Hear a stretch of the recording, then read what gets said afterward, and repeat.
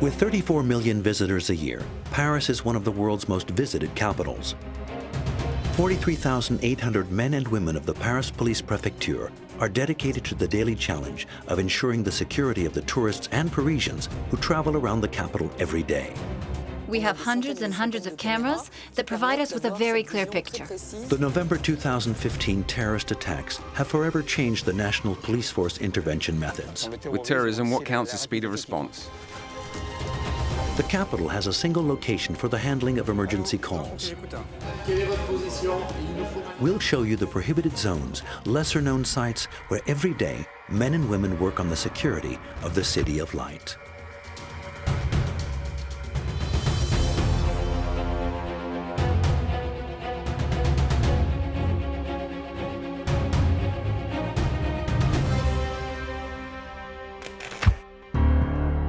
Paris has 2.2 million inhabitants and is one of the world's most visited capitals. Paris is also a leading contributor to the worlds of fashion, luxury, and finance. With increasing numbers of visitors, the density of its transport networks makes it a focal point for national and international travel.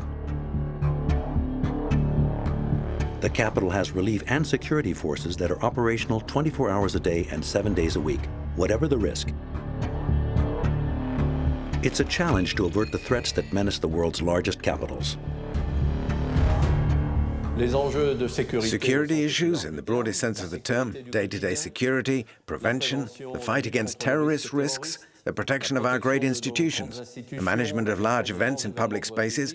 Let's not forget relief organization, and all that on the scale of inner-city Paris, on the scale of Paris from its immediate vicinity with almost 7 million inhabitants, and for me as zone prefect, also on the scale of the Île-de-France region. To ensure the safety of the public, the Paris Police Prefecture has several control rooms. Operating by day as by night, the DSPAP control room keeps a constant watch on Paris and the departments under its responsibility. In particular, it coordinates the actions of each police station. This is the nerve center of the police prefecture. Any decisions concerning public security are made in this room via the prefect, the cabinet of the prefect of police, and our director.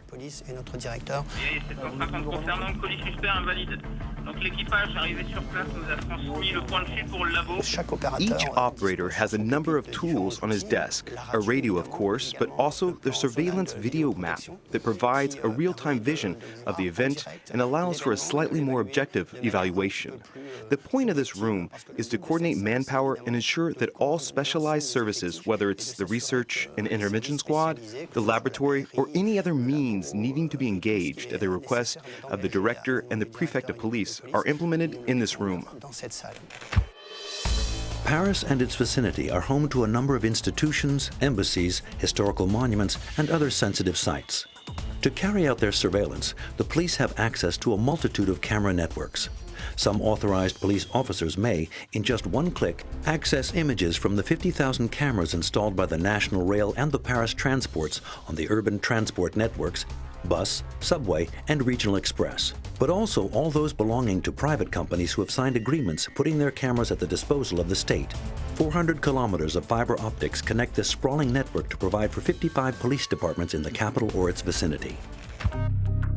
The 19 district police stations therefore have access to this sprawling network for the needs of security personnel, shadowing, or to put a high-risk zone under surveillance.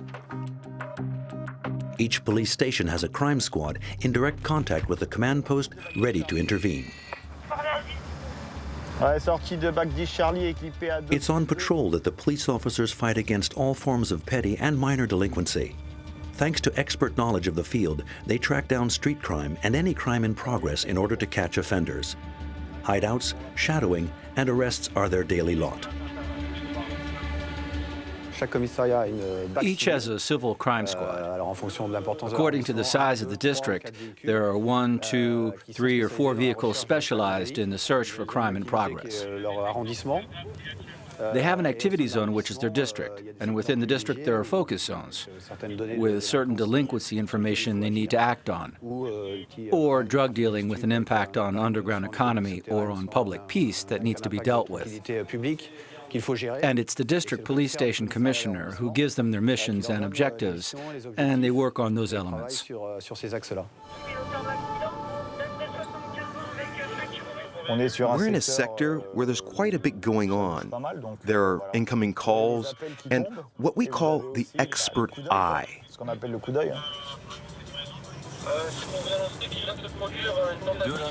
Hold on, we'll take a look. They're coming back up. Look.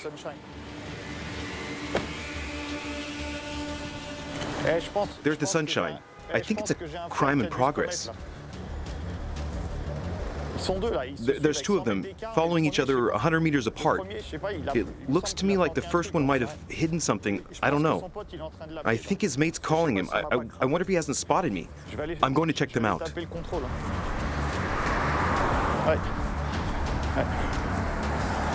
Come and see. Come here a minute. Stand there.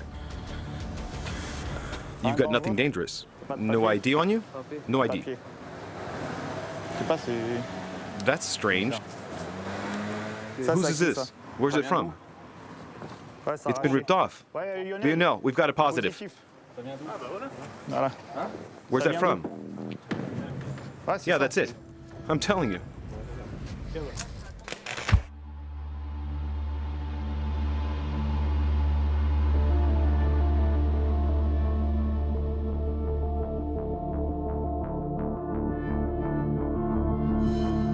Paris, the city that never sleeps.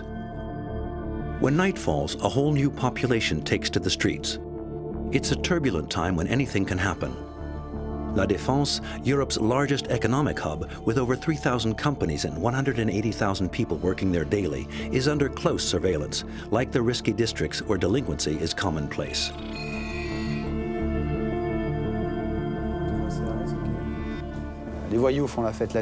Hoodlums party at night. Hoodlums do business at night. At night, with alcohol and drugs, people lose their inhibitions. There's a festive atmosphere in Paris at night, and a multitude of elements that make Paris nightlife eventful. A nighttime squad comprises 1 or 2 vehicles, depending on the size of the district, and they work on that district's local objectives: crimes in progress, drugs, assaults, violent theft. To help these 20 district night crime squads keep Paris nights safe, the 75N Night Crime Squad was founded in 1993. The 75N Night Crime Squad is a support unit that works individually within the different neighborhoods as a backup in special security situations and looks out for crime in progress. They have uniforms like mine. Why in uniform? Because on top of their search for crime in progress and their assistance to the crime squad and other district personnel, they can form small units under my authority and that of the officers, rather like a small security police unit, capable of responding when there's serious urban violence, maintaining order and acting accordingly. The difficulty is that an act of delinquency, such as a theft with violence and a housing project where things are getting heated in terms of urban violence, don't require the same response technique. So we're multifunction, and that makes the job even more interesting, but it makes it more difficult too. November 13, 2015, attacks with a series of shootings and suicide commandos were perpetrated in the evening in Paris and its vicinity. The police were surprised by the speed and the simultaneity of these attacks. Not equipped to respond to automatic gunfire, the crime squads had to wait for the arrival of the special response teams. The official death toll was 130 people. These attacks were the most deadly ever carried out on French soil. Considering what the unit experienced when it provided frontline response at the Bataclan, faced with an attack that was as sudden and unexpected as it was ruthless, we've already made significant progress in terms of equipment, as we've been equipped with ballistic protection. That's to say, a ballistic shield that can resist automatic weapon fire. We also have ballistic helmets and G-36 automatic weapons that allow a response equivalent to the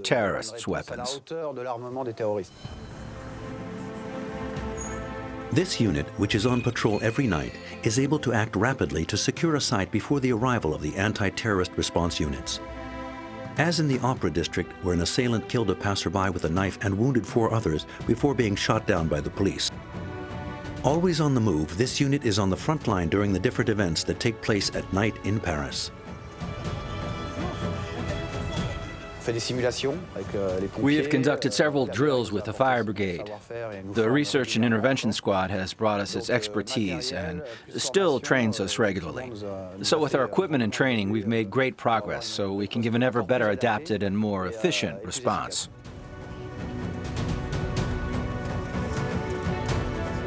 The night crime squads are now equipped and prepared for the major risk of being the frontline response. Their mobility and their ability to regroup allows them to freeze the situation until the arrival of specialized units such as the Research and Intervention Squad or the RAID. Paris suburbs. Paris Police Prefecture intervention units have gathered.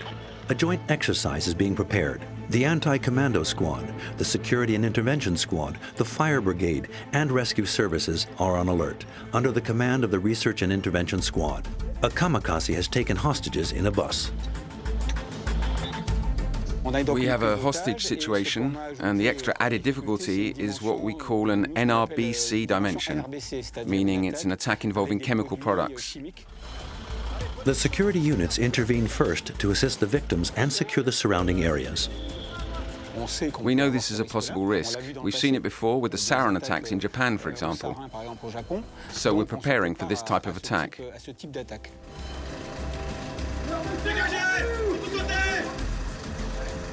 There are lots of units that are equipped with this type of protection, but the Research and Intervention Squad has worked more specifically on this aspect.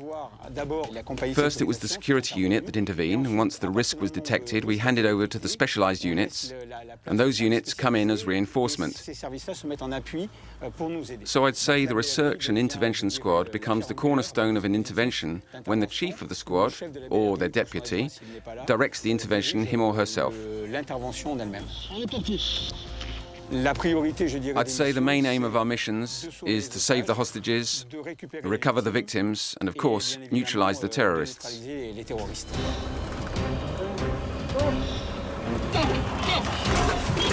It's the Research and Intervention Squad's turn to intervene now, with its different technical groups which use specific weapons and means such as a robot on wheels equipped with a camera. We have a technical group that works on what we call R&D, research and development, and we aim to have the most advanced equipment possible. The point of the game is to be able to provide significant support to the groups carrying out an intervention.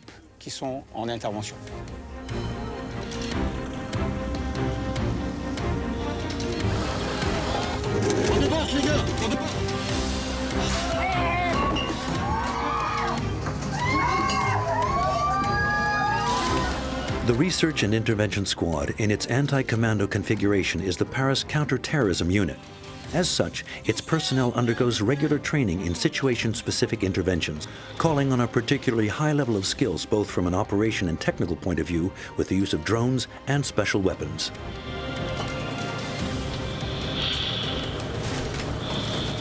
With terrorism, as we've seen, what counts is speed of response. The Research and Intervention Squad is the only police unit that combines interventions in crisis situations with criminal police missions, surveillance, identification, and mobile surveillance.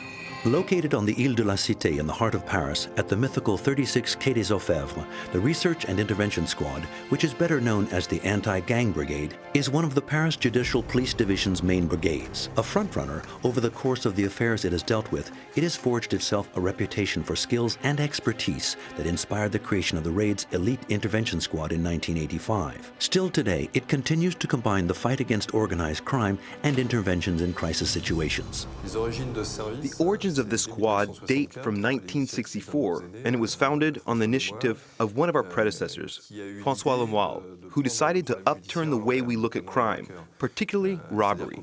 Previously, we'd wait until a robbery had taken place and then investigate to find out who had organized the robbery, arrest them, bring them before a magistrate. He had the bright idea of tailing them and catching them in the act.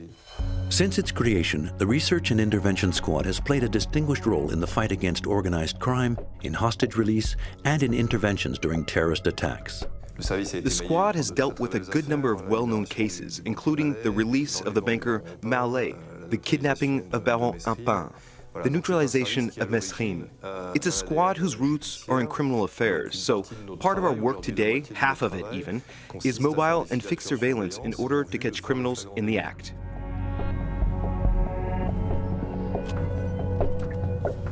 Since 2015, the Research and Intervention Squad brings to mind a policeman kitted out with a helmet, balaclava, and assault rifle who's brought in to solve terrorist hostage situations. But the Research and Intervention Squad's roots aren't that at all. As the name says, the Research and Intervention Squad is about research. The anti-gang part is in the DNA of our unit and is the part that interests me the most. That's why I joined the Research and Intervention Squad. I'm under the tunnel. If it comes through the tunnel, it'll be in front of me and we'll try to cover all angles.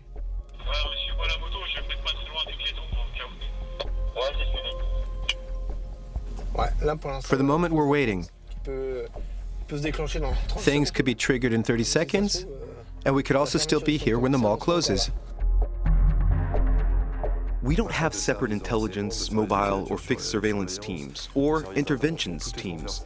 All that is transversal. That means we have search and intervention groups, as our names say, who spend their time researching for information, searching for criminals, carrying out surveillance, and acting within the framework of legal proceedings for crime in progress, meaning just before or just after an offense or intervention. The target's just in front of me at the Beaugrenelle entrance. He's level with the red tent. I got a glimpse of him. I'll reconfirm because there's a bus about to pull off. I'll confirm. So we're lucky. I got a glimpse of him. Sometimes we have... That's the other thing. It's accepting getting a glimpse of things and not quite seeing them. That's right. That's right, I can see him.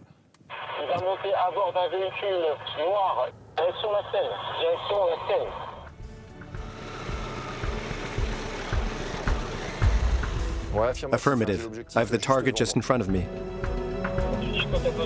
The surveillance teams are made up of several cars, motorbikes, unmarked cars, or vans equipped for surveillance. Their main difficulty is not getting spotted. It's a difficult game. We lose out a lot. On average, 9 out of 10 cases come to nothing because it's difficult. The criminals have to see their project through to the end. You've got to be careful not to get spotted. You don't want to get snitched on. There's a whole load of restrictions that means it's not that simple and that, on average, only 1 case out of 10 gives a result. That's the legal aspect. Detecting criminals who are likely to engage in organized crime, monitoring them, and catching them in the act is part of the Research and Intervention Squad's DNA. This is a tactical exercise, so we have heavy weapons and with means of response. A column in which we've therefore included technicians with robots. There's also a dog handler with a combat dog. And we'll do exercises with fanatics, hidden assailants, and with hostage situations, so that we can perfect our progression techniques. The Research and Intervention Squad investigators are ready to engage in an armed confrontation with extremely dangerous individuals. To make things more lifelike, the exercises are often carried out with rubber bullets, which can cause bruising for the policemen who take a hit.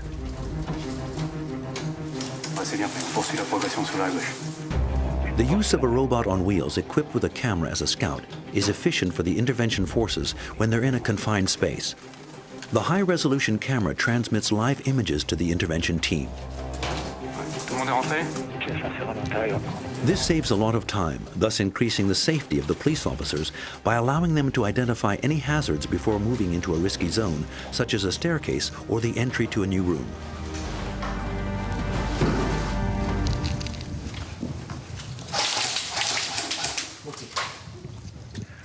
Tango, tire. Parti à droite. Ok, arrive-poste, on se protège.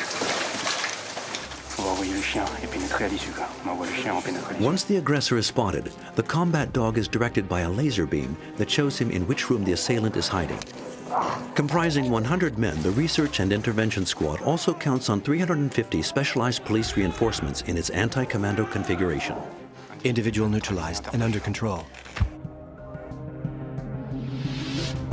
Paris is home to a number of institutions, embassies, historical monuments, and other sensitive areas. Every year they are the site of several thousand protests and festive or sporting events.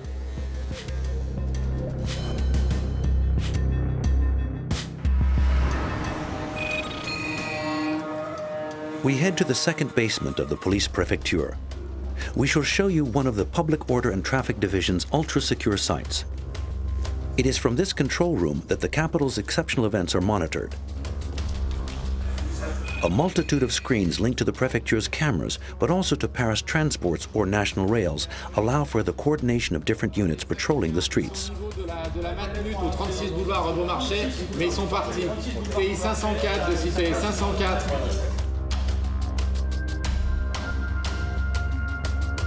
This room is the command center, the nerve center, which is in charge of following real-time all the events that take place in Paris and the Paris region, known as the Greater Paris area. The events I'm particularly interested in are linked to maintaining public order, law enforcement, and the movement of official figures. Orders for the various units present on the premises emanate from here. Police, gendarmerie, intelligence service, and judicial services coordinate their teams here.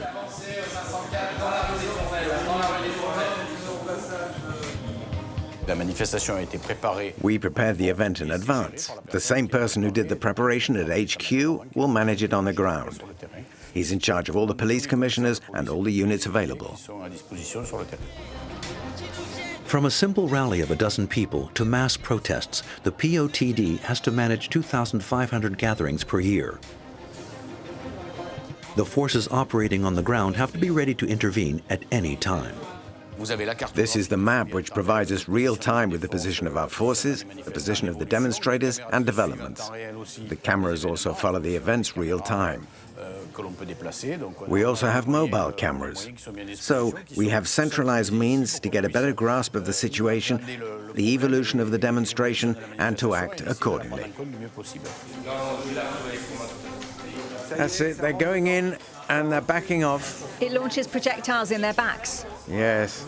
Our final mission is to allow for freedom to protest in the best conditions, meaning that we ensure the security of assets and people of a town or an agglomeration like Paris, which is the seat of major institutions, so there are particularities, difficulties, and specific points. Experts in techniques for maintaining order, the intervention brigades oversee with skill all types of events. The DOPC has to reconcile a large number of requirements to ensure harmonious coexistence in public spaces, with over 7,500 events of which some present major risks. No vehicles except the ones with the shuttle logo. As soon as the majority have come out, we get back into position to prevent people from returning to the presidential. What I don't want is to have the return of these tribunes to the presidential. After the terrorist attack on the Stade de France, enhanced security measures and new procedures for the public were put in place, as well as measures for the surveillance of hooligans. The control room is manned by people from my division, the DOPC, Public Order and Traffic Division, along with a traffic correspondent. We also have forces from the National Reserve. Here you can see security police taking up positions around the stadium. They're led by a security police chief under the civil authority of a police commissioner. In each sector we have a police commissioner heading up 1, 2, or 3 units, and all that is handled from the control room. We separate flow according to the stand they're entering. We have people arrive via the subway station. There's no traffic around the stadium. We realize that the more we fraction things, the more we break up crowd flow, the more security is increased.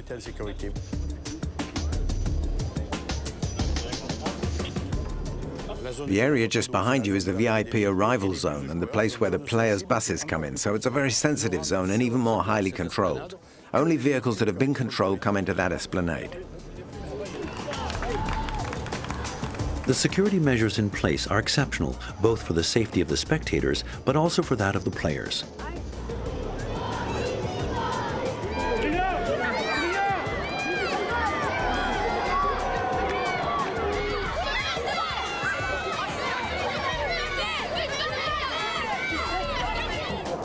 Snipers located on the roofs and terraces, invisible to the general public, complete the security measures. I don't know if you'll be able to spot him, but we've got one hiding in Jean-Bouin Stadium in the passageways who's watching us right now, keeping an eye on us. That's maximum security that serves as much to reassure me as it does you. In case of a major event, we have relatively substantial security measures that come practically from the subway stations and get heavier, focusing around the stadium. This ultra-modern command center in the shape of a bubble is here to ensure the security of the stadium. Law enforcement agents and surveillance operators can count on over 150 cameras. This is a unique command center that brings together all the units that work on the security system. First of all, you have the private security part. That's the PSG with camera management, management by the operators and by the coordinator, management of all the security teams, greeting agents, physical search agents, the intervention teams in the stands, the pitch teams. That's 800 security agents for one match on average for a pretty normal match, which is quite sizable. That's dealt with from here. On the other side, you've got the police part with all the police participants, the Republican Guard that does horseback patrols, the security police correspondent who ensures coordination between units at our disposal, the camera operator, the command center supervisor, the circulation correspondent. Over there is the deputy public prosecutor who's present at each match. There's the legal workforce in charge of the judicial treatment of anything that can happen in the stadium, including eventual stadium bans. Each operator has a clearly defined role, and we ensure the management of the exterior cameras and the management of the interior cameras is dealt with by the PSG. So this is a perfect example of operational control of the overlap between the private partner and public authorities. Our mission combines general security, anti-terror attack security, and comprehensive security measures. After each match, you also have conventional work on football match security, which comprises dealing with hooligans, ultras, and sometimes unruly spectators. On essaie de prévoir et d'adapter le dispositif au mieux, en essayant de faire un dispositif calqué au plus juste pour économiser les forces de police aussi, pour ne pas mettre trop de personnel sur les événements. This surveillance means that PSG supporters have been allowed back into the stadium and that excessive behavior has been stabilized.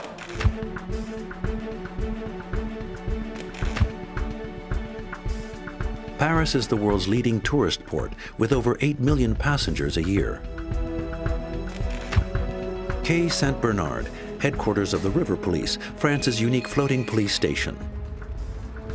We're a service with a dual mission, which is what makes us original. We have a rescue mission that we carry out in liaison with the fire brigade.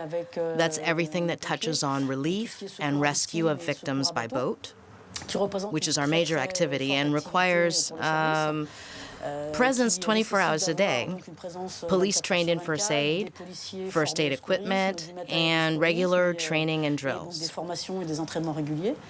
We're also members of the police force, like our land-based colleagues, so we monitor river security and tranquility and deal with contravention reports if something comes to our attention during an intervention.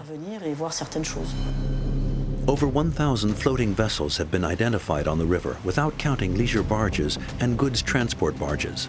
Circulation is dense and sometimes dangerous.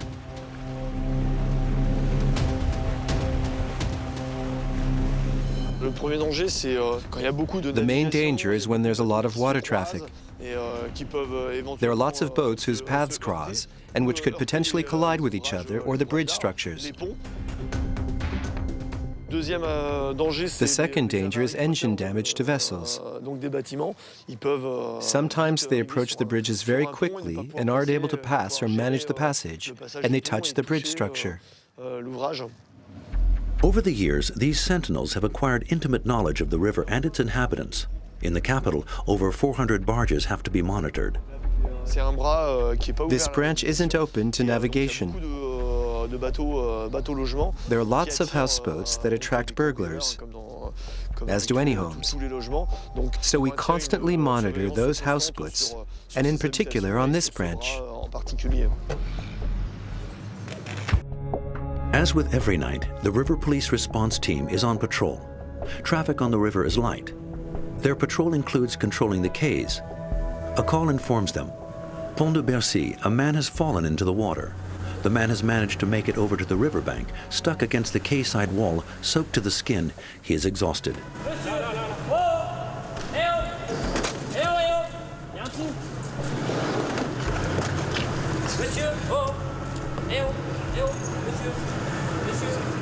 Stay with us.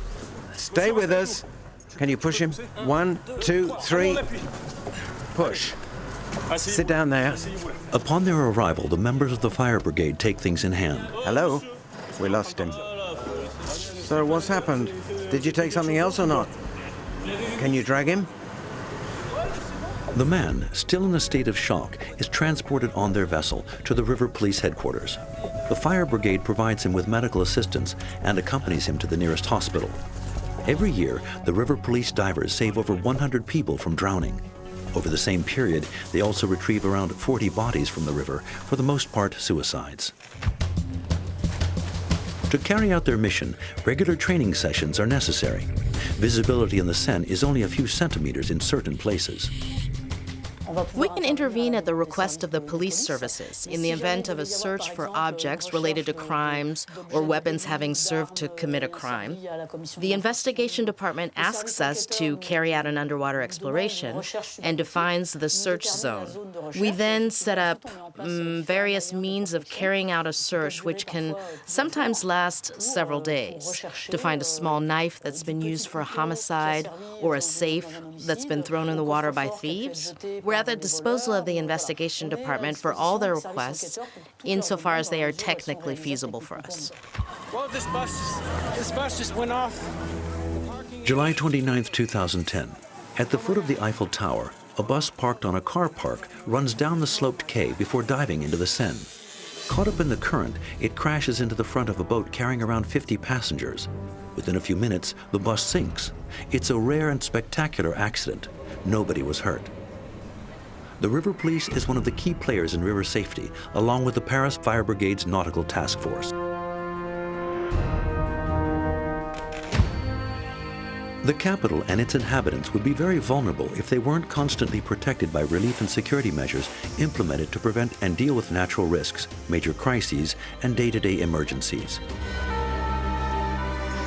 The Paris Fire Brigade has to deal with dangers that are specific to the capital: high-rise buildings, facilities built deep under ground level, and road accidents. Its 8,600 men and women make it the largest fire brigade in Europe. The Paris Fire Brigade is responsible for Paris and the 3 departments in the immediate vicinity. That's 7 million inhabitants. That represents over 500,000 interventions by us in 2017. That's 1,400 a day.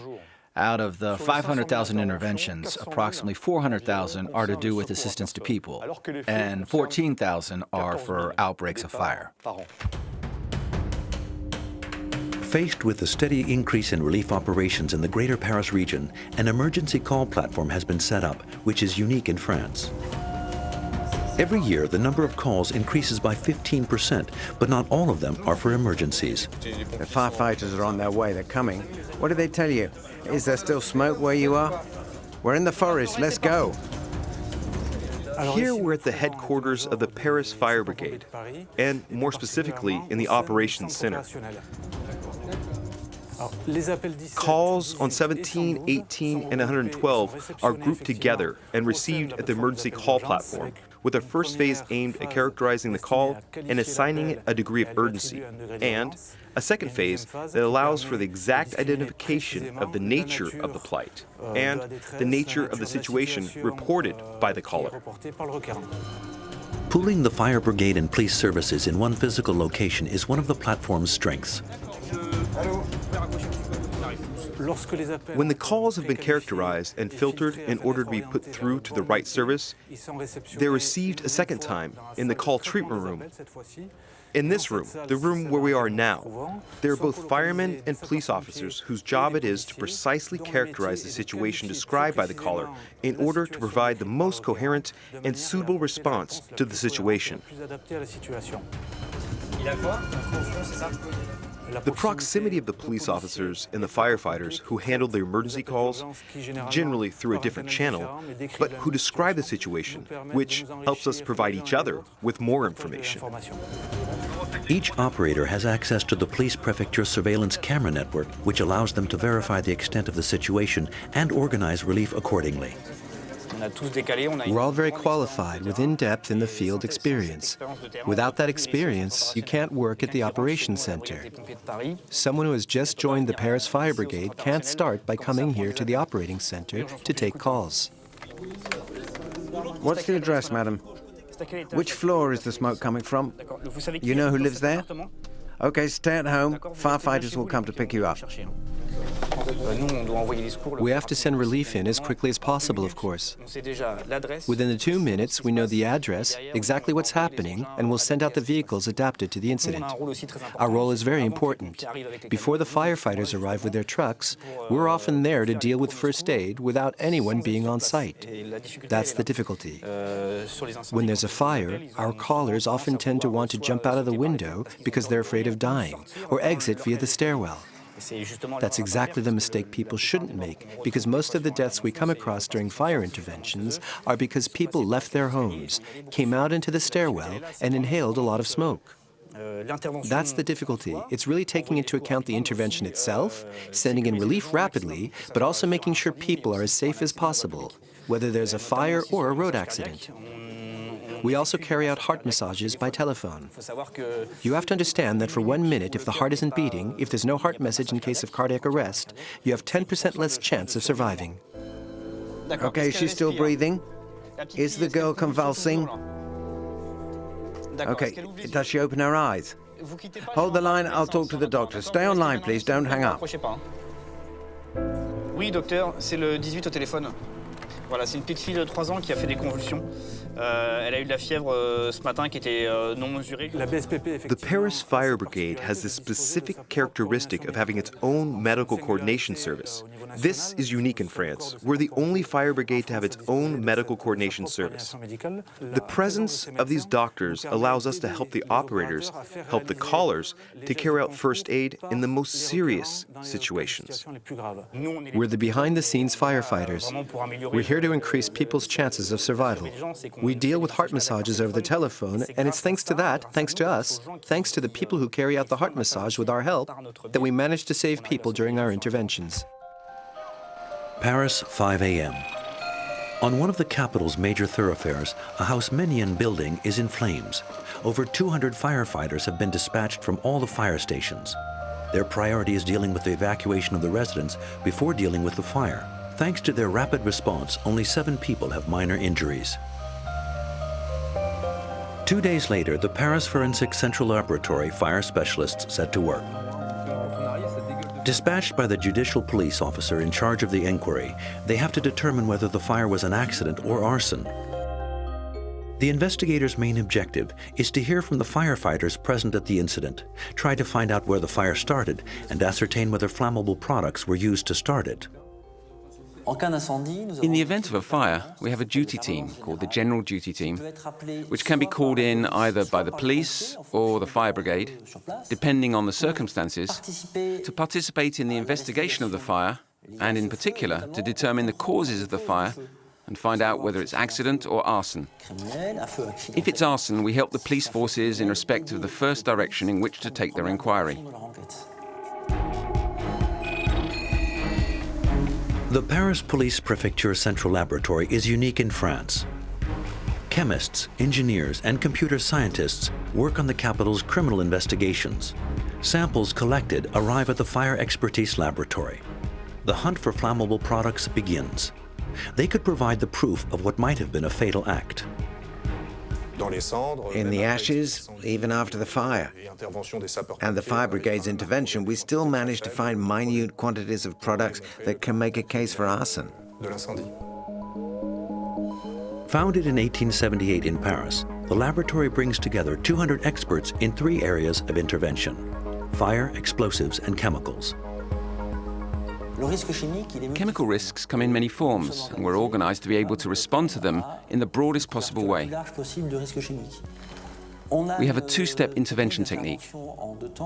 First, we have a laboratory truck that can be sent on site to carry out analysis in the field.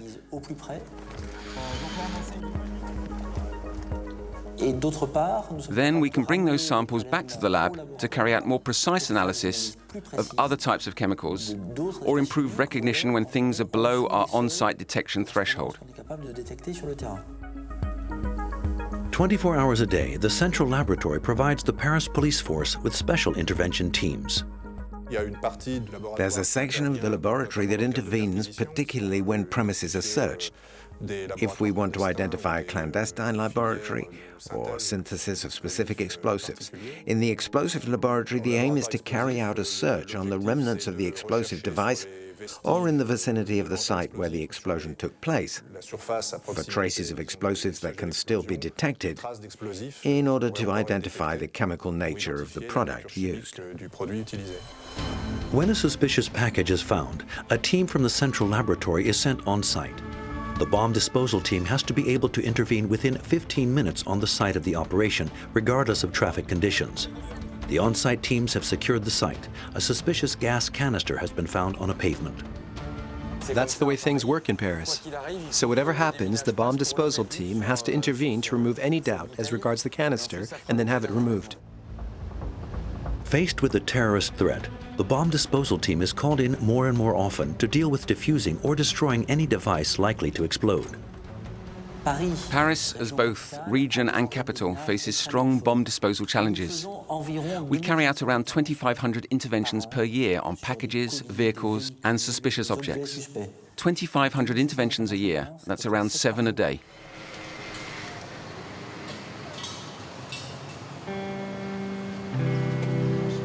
A false alert. As is often the case, it wasn't an explosive device, but no risk can be taken.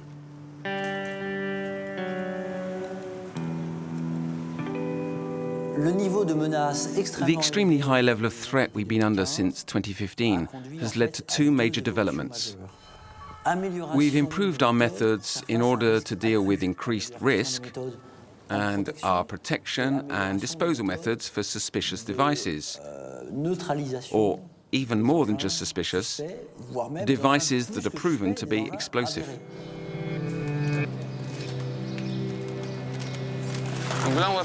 We'll use explosives as a first action on this package. That will allow us to both shake what's inside it and open it. A detonation will sound in a few minutes. When you hear the whistle, please protect your ears. Whether in airports, railway stations, or on the railway tracks, their interventions are more and more frequent.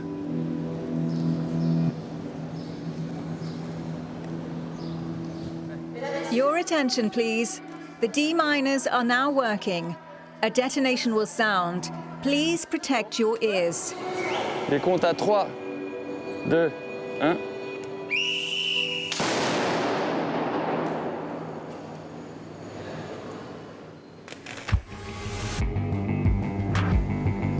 Security on public transport is a priority. The Île-de-France alone accounts for 60% of criminal offenses on public transports in France. Security issues in the region are even more crucial, as some of the figures would make your head spin. Almost 5 billion trips are made in the region each year. The rail network comprises 736 stations. To ensure the safety of travelers, the police prefecture has set up specialized units. 1,300 police officers, entirely dedicated to surveillance on buses, trains, regional express, and subways, supplement the Paris Transports and National Rail's 2,800 sworn agents. That's 7 million users every day in the Île-de-France who have every right to travel safely. That's a major priority for us. 34 million tourists visit the Paris region every year. Over 3/4 of them use the subway. Unsuspecting, they are a prime target for pickpockets. Our brigade safeguards what we call the rail networks, which include the subway, the regional express, the Île-de-France trains, and also the surface network, meaning trams and buses. Each team is geolocated thanks to a radio receiver it transports. Therefore, the command center is informed in real time of the position of all its patrols. The basement of the Paris Transport headquarters. This is home to the Operational Information and Command Center for the Regional Transport Police Service of the Paris Police Prefecture. It's from this room, which is ultra-secure, that the operators track down delinquents. This room is dedicated to handling events, which are relative to security on public transport in Paris, its immediate vicinity, and the greater Paris region.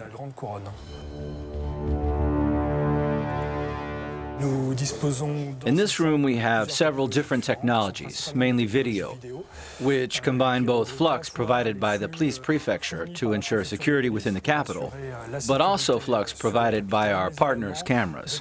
Our two main partners are the transporters, Paris Transports and National Rail.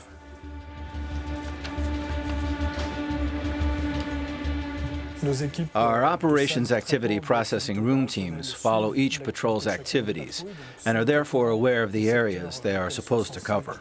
Over 160 patrols ensure security in over 1,000 subways, regional express, and suburban trains every day. The uniformed security company is made up of police officers who patrol daily. Visibility goes hand in hand with deterrence. That doesn't stop them from making numerous arrests for offences committed on public transport, in particular thefts, but also drug-related offences or assaults.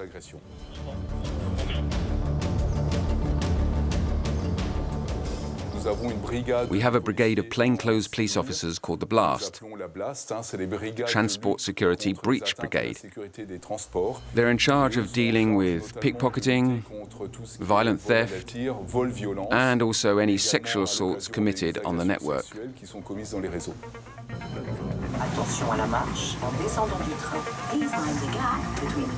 The police who track down the pickpockets are in plain clothes. There are no cars or wailing sirens here. They wear training shoes and run on foot around the kilometers of corridors that separate the different stations. We currently have 3 individuals in the station who are checking out people's luggage. No uniforms, no distinctive signs. These men and women are aces of mobile surveillance and discretion. They have to blend in with the crowd. The 3 individuals have split up. There's one on the train in coach 18, and the other 2 have gone to the station. That's why we've split into 2 teams.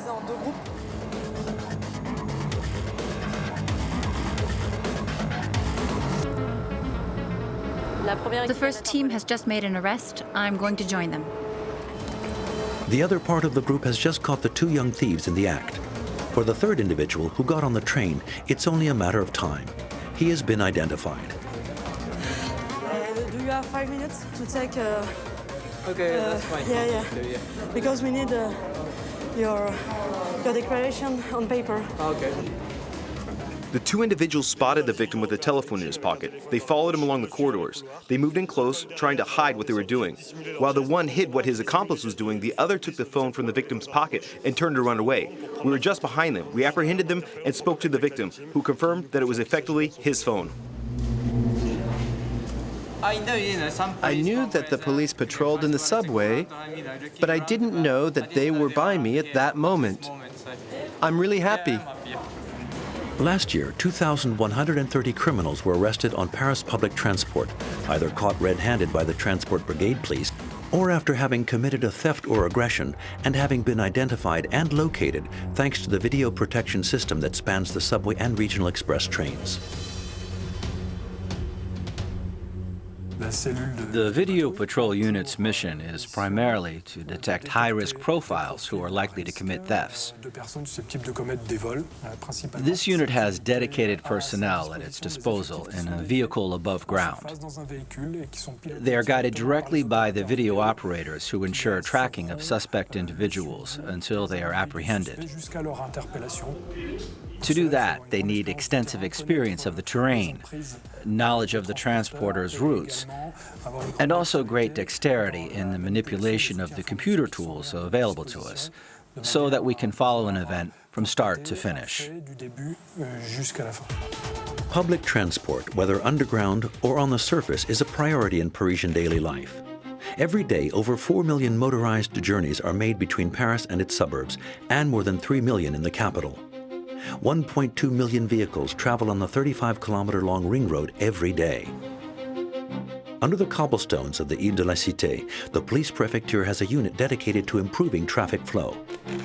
It implements daily traffic management plans for Paris. It's one of the most essential missions to maintain a form of entente cordiale between car drivers, cyclists, and pedestrians on the Paris streets. Here you are in the Regional Traffic Information and Command Center. As the name indicates, it's dedicated to regulating traffic flow and also coordinating all the plans, snow plans, flood plans, pollution plans, and any regional incidents. Il y a un kit de 39, il y a le 208 qui va venir à votre niveau pour vous renforcer.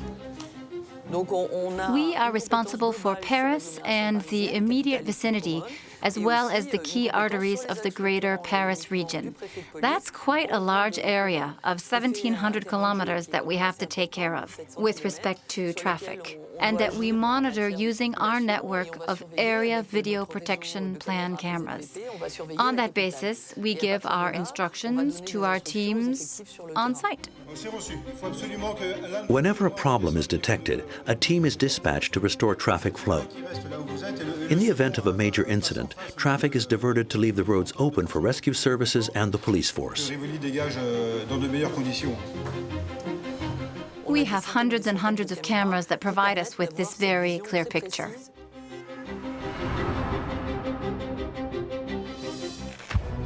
$12 million inhabitants, 34 million tourists, 6,500 events, 1,600 kilometers of regional express network, 210 kilometers of subway, 2,100 kilometers of roads.